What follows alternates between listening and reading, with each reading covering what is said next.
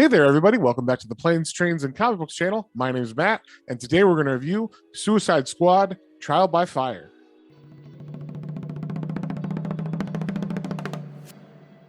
But before we get into that, if you guys wouldn't mind sharing, subscribing, all that good stuff, it really helps me out and lets me know what you guys want to see more of. So, with that being said, let's get straight into it. So, Suicide Squad Trial by Fire is actually a reprint of the 80s series of the Suicide Squad, which is the stuff just after the Crisis on Infinite Earths event that happened in the 80s. It kind of changed all of DC's continuity, brought it all back into one area, and didn't have all these side multiverses and everything going on. And what it did effectively is it kind of this series ties in all the other series into itself. So the Suicide Squad in the 50s and 40s, I believe, used to be like just soldiers who were willing to give their lives, and they're just kind of like they all joined this group because they had nothing left to live for, and so it's kind of honorable to be part of the Suicide Squad. And you had Rick Flag as the main leader of that. And then there was a couple iterations of that where in the 70s, I think they had some other kind of close to that where there was people who were just willing to give their lives, not bad guys. And then this is the first time where you have the current iteration where Amanda Waller is in charge of Task Force X, and it is made up. It's a team made up primarily of all bad guys. So other than Rick Flag, who's the leader, and the way they explain that is Rick Flag is actually the son of Rick Flag from the past. So it works out well. They do a whole thing and they tie it all together. So this book is, like I said, the 80s run. It is written by John Ostrander, and the art is by Luke McDonnell. I'll say the art is very like, we'll say house style of DC. Like when I think of 80s DC, I think of this style for the most part. Everybody is on this character model. They don't diverge. Like I couldn't tell you what Luke McDonnell's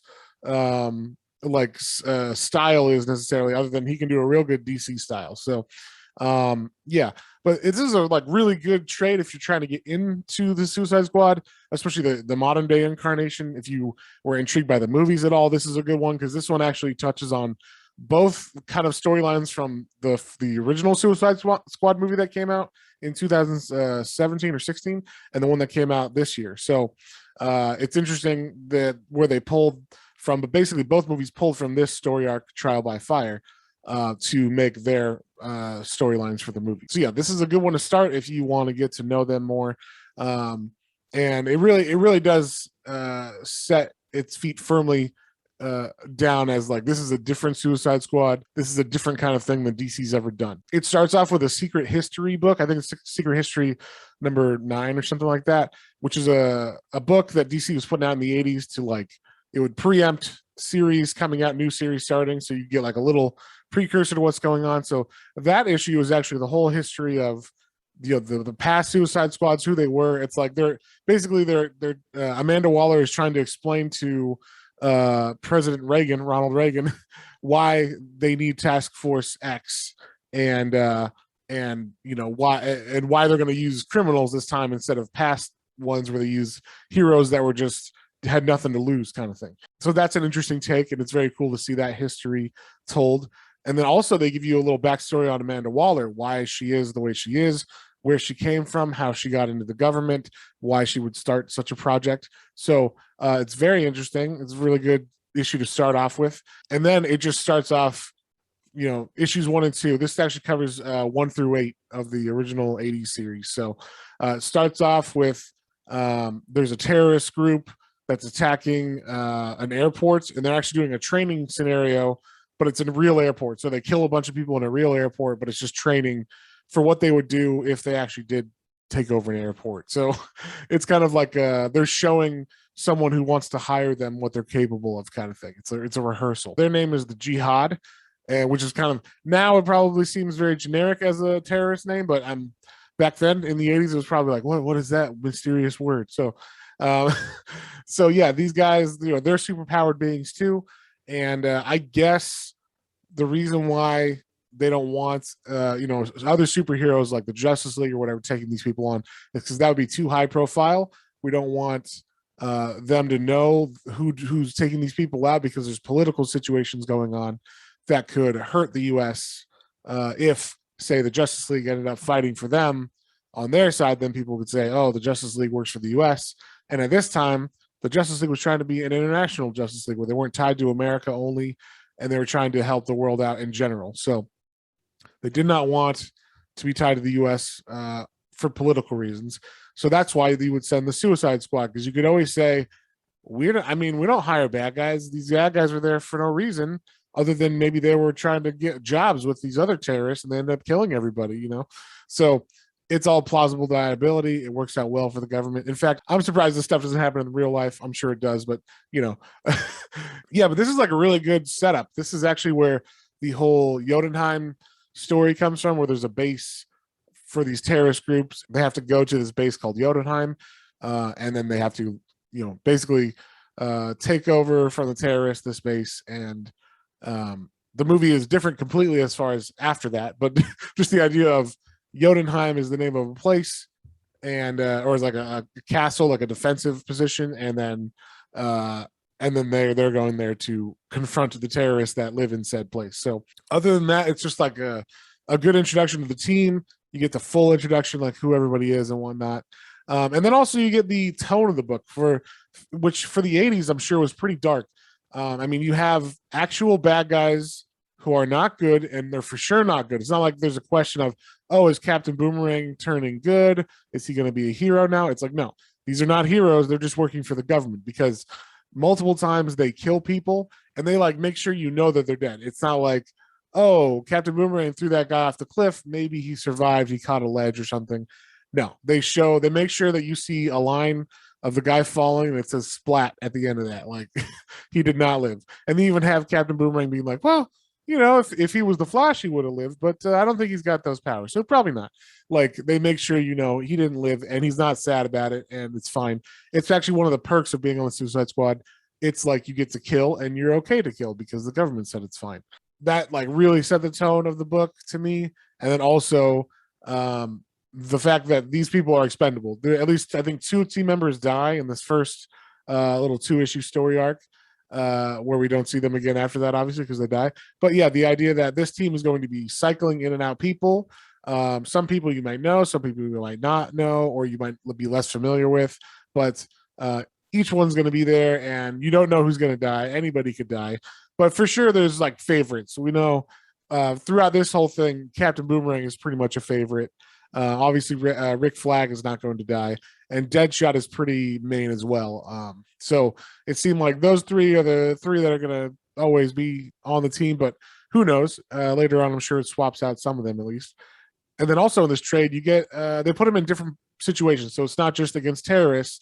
They fight in issue 3. They fight the female Furies, which are from Apocalypse. They come down to kidnap a new god that they think is in hiding, that has run away from Apocalypse. So they're trying to get them.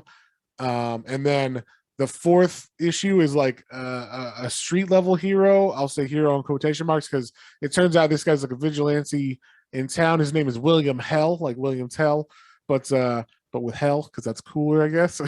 But he's a white supremacist, it ends up, who is when he say like he'll like stop crimes from happening. If there's a black criminal though and a white criminal, he'll let the white guy go and say like, hey, you get out of here, scamp, and stop doing crimes. And then he'll arrest the black guy and be like, oh, this is the only guy I found for you police, take him in. He was doing all this stuff.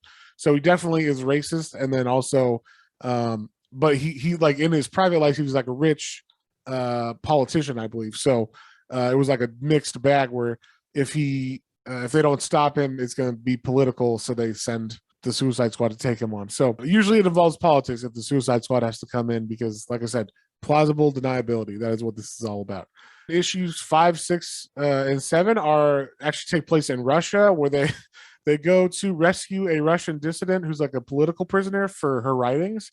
And they're like, oh yeah, we're gonna save you. And when they get there, she's like, I don't want to be saved, I'm fine being here. It's all part of my plan to kind of like get them to see their wrongs or whatever. So she doesn't want to be rescued, so it's like this weird thing that happens, and where they're stuck in between, well, how do we get out of here now that this has gone wrong? And this is the arc where you find kind of the story plot from the first movie, the one from 2017. That one had Enchantress as the bad guy. So in this, Enchantress is in it, and in this story arc, she starts going bad. In this, they're using her, and she kind of goes haywire and kills a bunch of Russian guys they're fighting, which they're not too sad about because obviously they're bad guys. But it's definitely like, oh, we can't use her because she's not dependable anymore. So that's kind of where they get that whole story arc of Enchantress going bad in the first movie is from this story arc as well. So yeah, it's like a good setup, a good overall reason for this team needing to be there and why you would want to use bad guys instead of good guys. As far as comics, it does read like 80s, so it's a little bit dated. It's not too bad. There are some like thought bubbles and stuff, but not nothing crazy. It doesn't have all the same people in it. Like it didn't have Peacemaker, it didn't have Harley Quinn. So be forewarned that your favorite character, unless it's Deadshot or Rick Flag, are probably not going to be in the book. Amanda Waller is, though, so if you like that aspect of it, she's there. As the team goes and people die, people change out, one thing that was interesting was in the Moscow one, the Penguin is the planner of the whole scheme. So the Penguin from Batman actually gets to be on the Suicide Squad for this one 3-issue arc. And, it's kind of interesting to see the Penguin in this team out of place with Batman and everything. And this is kind of the only team you could do that with. So I would give this one a solid 3.5 stars. Definitely thought this was solid. Definitely worth a read. And if anything, it just kind of illuminates the history of the DC universe in a very cool way. This specific time period is very fun in the DC universe, and they're just trying to write good comics right now. So I feel like John Ostrander is able to write some pretty fun stuff. You get a little bit more violent than normal with this story because of the team, and this team lets you have a little bit more fun than just your average DC superhero team. So like I said, check this one out. 3.5 stars, and we'll see you guys on the next one.